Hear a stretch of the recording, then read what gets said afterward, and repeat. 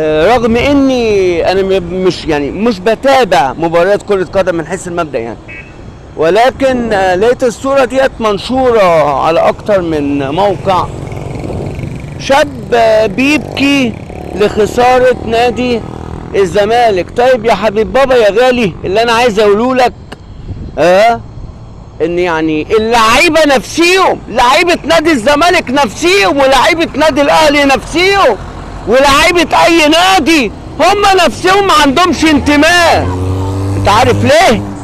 اي لعيب فيهم لو لقى عقد بفلوس اكتر هيرمي فانيلة النادي بتاعته باي باي.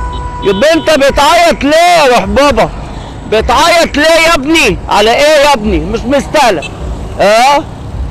طب ده لو لعيبه الزمالك عندهم دم وشافوا دموعك الغاليه ديت كانوا نزلوا قطعوا النجيله وكسبوا كاس العالم للانديه، مش كده ولا ايه؟ وبعدين اقول لك حاجه بصراحه بقى يعني جرب كده النادي اللي انت بتعيط علشانه، جرب كده روح النادي ده وحاول تدخل من البوابه، قول لهم عايز اشرب كوبايه ميه، انا عطشان وبشجع النادي وببكي علشان النادي وعايز اشرب كوبايه ميه بس.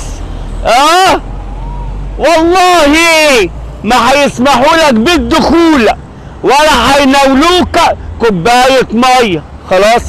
وانا نفسي منذ ما يقرب من سنه رحت النادي الاهلي وقلت لهم انا بشجع النادي الاهلي منذ سنوات، عايز اشرب كوبايه ميه، والله العظيم ما وافقهم. فانت بتعيط ليه يا عم؟ شوف مستقبلك يابا، شوف مستقبلك يا اسطى، وروح ذاكر ولا شوف لك شغلانه وسيبك من الدموع اللي ملهاش لازمه دي. مع السلامه.